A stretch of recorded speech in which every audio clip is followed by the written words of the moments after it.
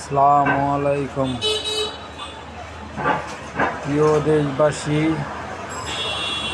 প্রিয় ভাই ও বন্ধুরা, আজকে আমাদের প্রিয় নেতা তারেক রহমান আজকে উনি ভোটার হবেন এবং আমাদের প্রাণ প্রিয় ভাই হাদি ভাইয়ের কবর জিয়ারত করবেন এবং জুলাই যোদ্ধাদের সাথে দেখা করবেন যারা হসপিটালে আছে, চিকিৎসা বিহীন।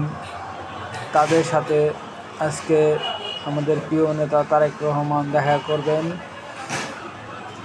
আপনারা সবাই ভালো আছেন আশা করি। আর আমাদের দেশনেত্রী বেগম খালেদা জিয়ার জন্য দোয়া করবেন।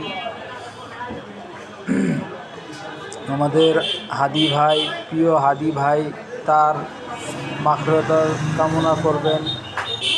সে যেন আল্লাহ তাআলা তাহাকে যেন জান্নাতবাসী করে।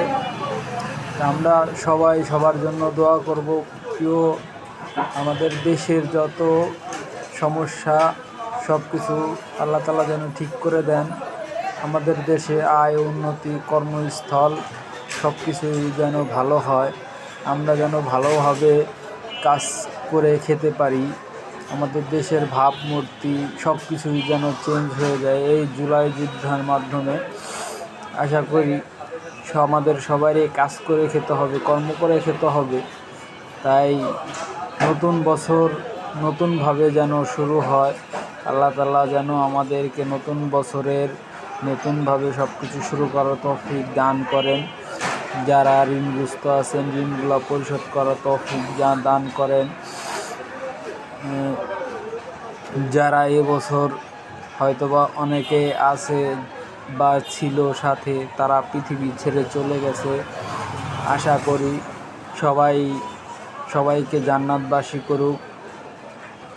আত্মীয় স্বজন যারা আছে সবাইকে সুস্থতা দান করুক। যারা অসুস্থ আছেন তাদেরকে যেন আল্লাহ তাআলা সুস্থতা দান করে।